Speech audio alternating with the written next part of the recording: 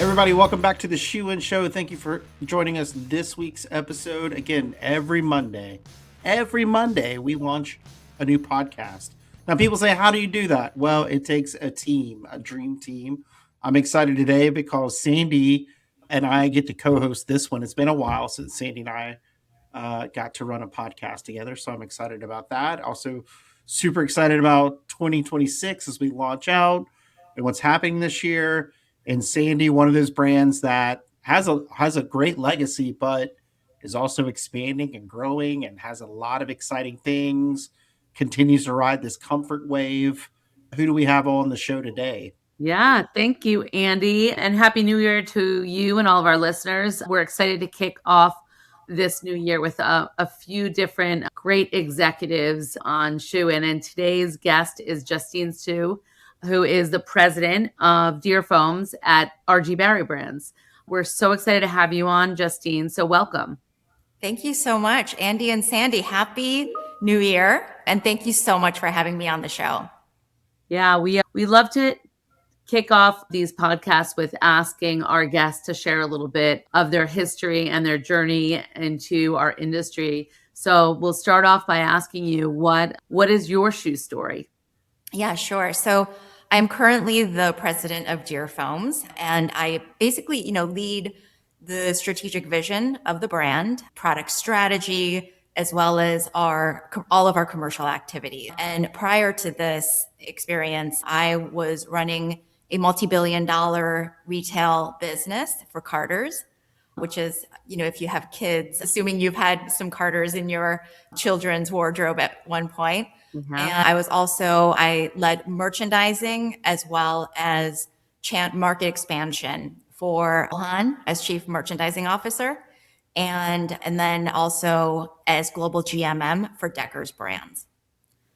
And earlier in my career, I was at brands like Tory Burch, Coach, Prada, and Ralph Lauren, where I really built my foundation in merchandising strategies, building a brand, and omni-channel growth.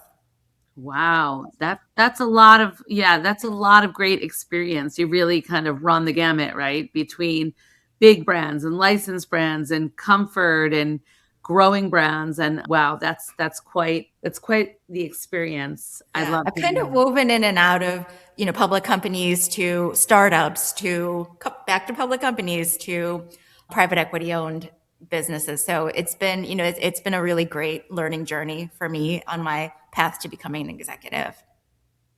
That's great. So, Dearfoams, you again, like Sandi said, you've worked in kids shoes, you've worked in fashion shoes, you worked in athletic, out, kind of all the above.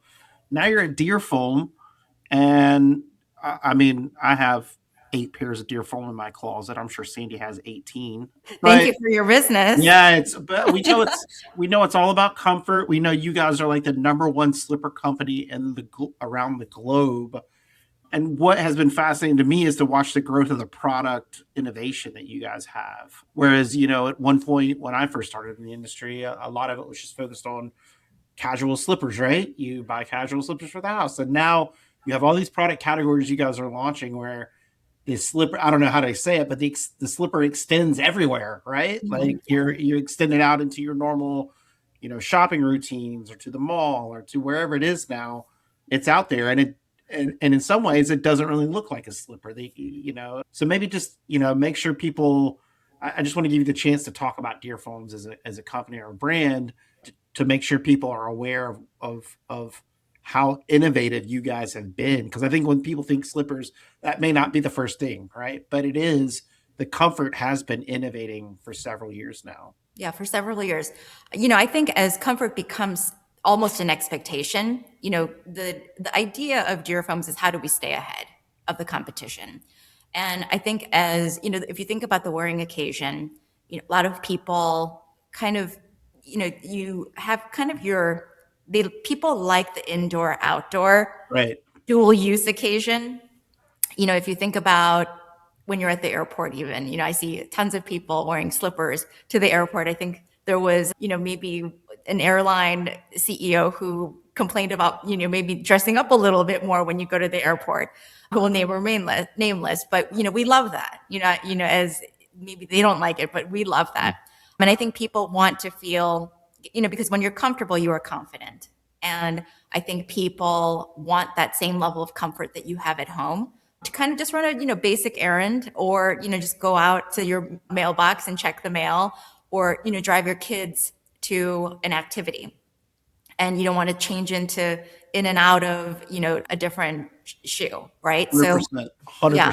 So I think, as people's lives are changing, and I think, COVID, the COVID era really accelerated that lifestyle significantly. We continue to think about ways in which we could bring value to our customers, comfort, their style, and I think, we focus a lot on how do we make this more better? How do we make this softer? How do we make this, even more cushiony, and how do we enhance our customers' daily lives? Yeah, we've noticed that you've spent a lot of time on your own products, and sustainability means a lot. And the materials that you use mean a lot. And you really have evolved Dearfoams in such a big way. I've been following the brand for quite many years. And then you've also been building kind of quietly a different kind of a business, I would say. I just visited you in your showroom during Fanny Market Yes. Week, and I was blown away by the modern story and the freshness that you brought to comfort and fashion. I really was super impressed with it. And then, of course, the company has shared some recent news in the slipper business, specifically with Green Market. And I'd love to hear about, what is surprising you at RG Barry, and what are you so impressed with? Yeah, I'm so excited to be at a company where, we move very quickly and make decisive choices in our strategy. And I'm really thrilled to welcome the Green Market team. And we also had a recent acquisition as well, the Jacobson's Group out of the UK, into our portfolio. I think Green Market really is very complementary to our slipper dominance, with very heritage brands like Dearfoams in Clarks and Timberland, two very, very iconic brands. And Gola, from the UK, that's even older than the 80-year-old Dearfoams. So, 129 years old, which I can't, even believe, but, very excited to welcome, and I think Gola presents a category that we're not in yet, which is sport lifestyle, and I think so everybody in the company is so excited to welcome a sneaker brand into the portfolio. So a lot of exciting things have happened this year in a very short period of time. It's really been amazing. I noticed also a big nod to the legacy brands, right? Like you were just talking about with Timberland and Clark's being up in New England, which is, houses a lot of, RG Barry employees too. And then of course with Gola, that's such a throwback brand. I love hearing the heritage story behind that. And that's so hot. Yeah. And so much momentum, if you think about where the brand is distributed these days. So I think, it's a lot of upside. It's, a category that we really wanted to be in. So we're very thrilled. Yeah, I want to talk to you too about kind of the consumer, right? You were talking a little bit about that in terms of like the expectation of comfort. When you're coming in and you're trying to touch up and you're trying to refresh the branding and the storytelling, what, I'm guessing you guys did a lot of work to like understand the consumer even better than you have, before. What's the consumer telling you right now, not just in comfort, but like how they are looking at the market, how they're feeling, how you engage with them at this point in time? Yep. We are a very consumer-centric brand, obviously, and we are very, we're very focused on data here at RG Barry. And, I think, and when I came on board, we did a very deep dive into our customer base. And, because I was looking for opportunities to expand our market share and, and really identify the customers that we are talking to quite well and customers we are not talking to very well.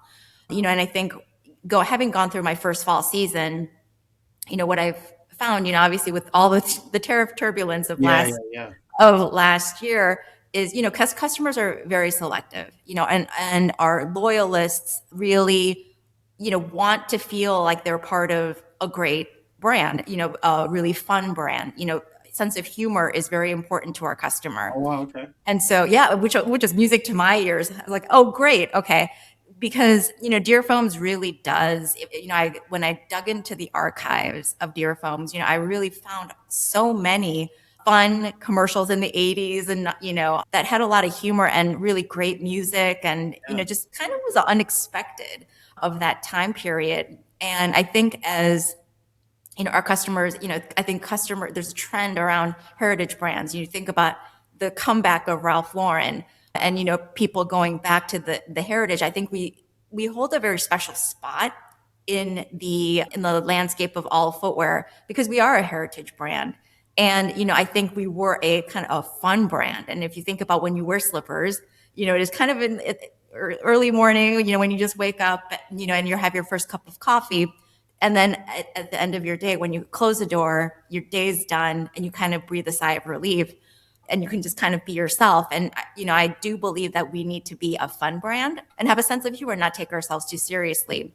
And so when we spent some time, thinking about what the campaign and the new brand refresh would be, we engaged our marketing partners to ensure that, we were telling that story by having, just some fun photography, some fun music and those, kind of iconic family moments, that are not always picture perfect, but very real. So that's kind of what we focused on this year. And yeah, and, I think that's kind of what our customers at least want from our brand, which is to kind of identify with that feeling, that the moment that you look forward to, Mm. That's great. I think that you touched on something really interesting about having more fun with footwear. And I've noticed that with some of the customization and the collabs and the whimsical charms and the fun colorways, that people are kind of looking at footwear as being a little bit more expressive instead of just being so functional, right? So with their sneakers and their slippers and whatnot. So I really like where you're going with that. And the fact that, people, older, like the older generation, they're wearing the same thing as people, the toddlers are wearing, like it doesn't matter really so much about age or where you are in your life. It's just about, how to express yourself with footwear. Yeah. I love And yeah, no, and I think as people are more selective about their discretionary spend, people want what people want from a brand is, I think they're people are still very focused on health and wellness and, kind of everyday comforts, but I think they won't spend the money if, you don't really, there's not a strong curation of product or, a great brand and storytelling about the product, so I think it's kind of the art and science of, what we do, which is kind of putting all of those data points, consumer trends, and the storytelling all together to make a compelling case for Dearfoams. Yeah, let me ask you about that because I mean it's such a weird moment in time where Yes. we're like, how many different product types and styles do we need, right? Should we go really big? Should we go really narrow? And everybody's all over the board.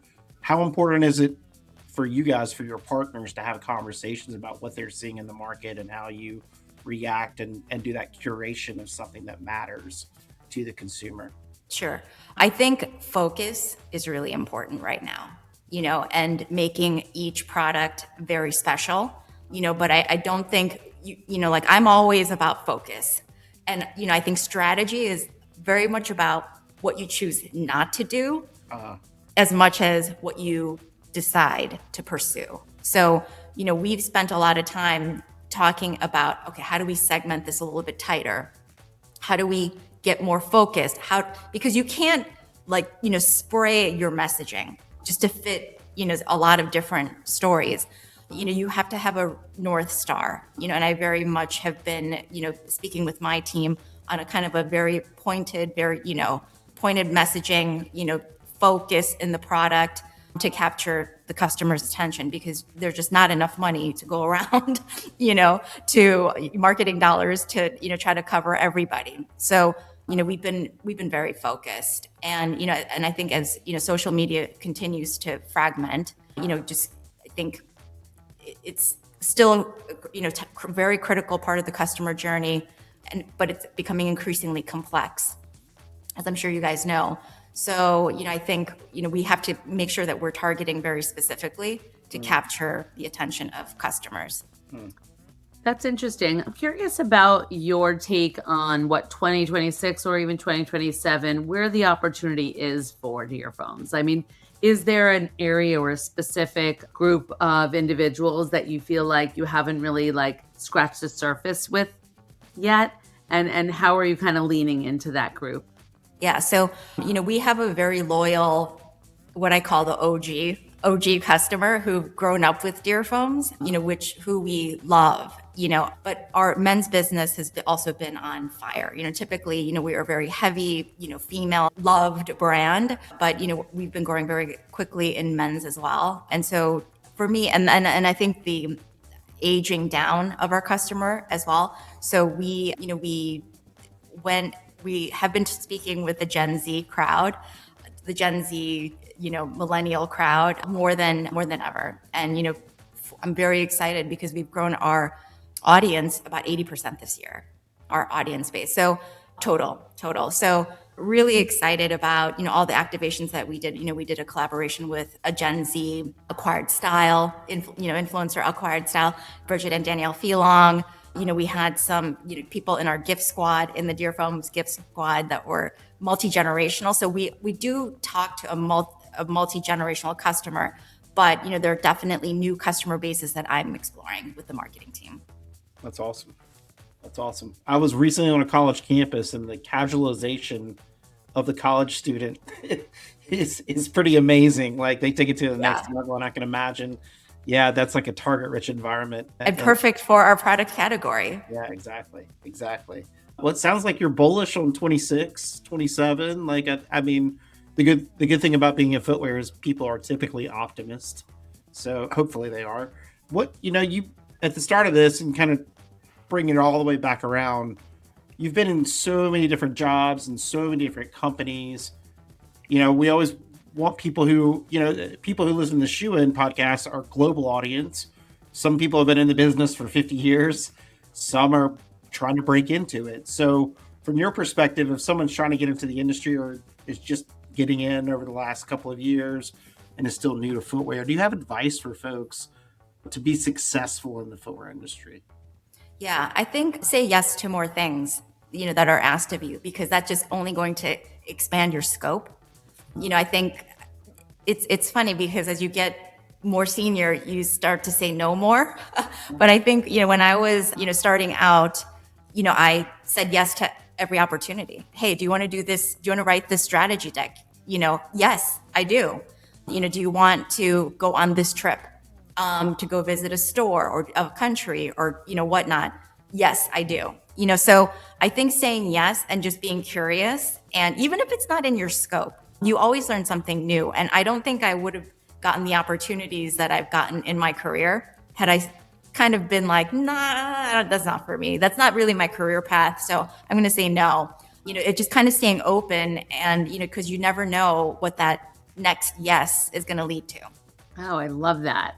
Andy, and I love that because we talk a lot about the fact that sometimes it's tricky when you're asking people outside of your team, or you're, extending a question to a partner or someone like, can you do this? And you're waiting, kind of hopefully thinking, I hope they like branch out a little bit and will take on, a responsibility maybe that isn't specifically, in their category or something like that. And you're so right. That's how you learn new things.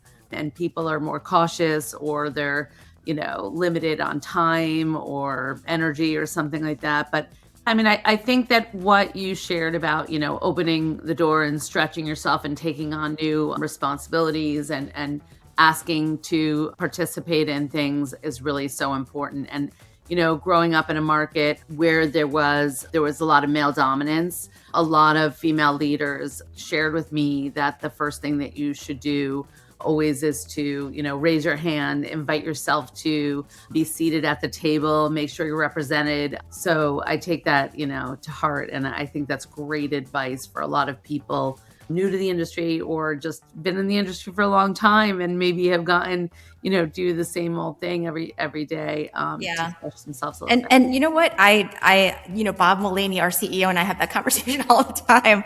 And if they don't offer it to you, go ask. Right. Right. That's interesting. And I'd love to kind of have one more question for you about RG Barry. And, I've known Bob for many years. You have a rock star crew there. We know Lachey very well and Lee and so many amazing leaders there. Talk to us just a little bit about the culture of the company. I'd love to share that with our listeners. Yeah, no, I mean, it's a fast-paced culture, but everyone is starting from, I think it starts at the top, right? Bob is so entrepreneurial. And I think everyone embodies that entrepreneurial spirit, kind of, that self-starter. It's an environment that I really love because I think so many things are possible, right? You have a great idea. Okay, let's go do it. That's the kind of, let's get a plan. Let's see how much this is going to cost us. And then let's go do it and see how we can connect the dots to make it happen.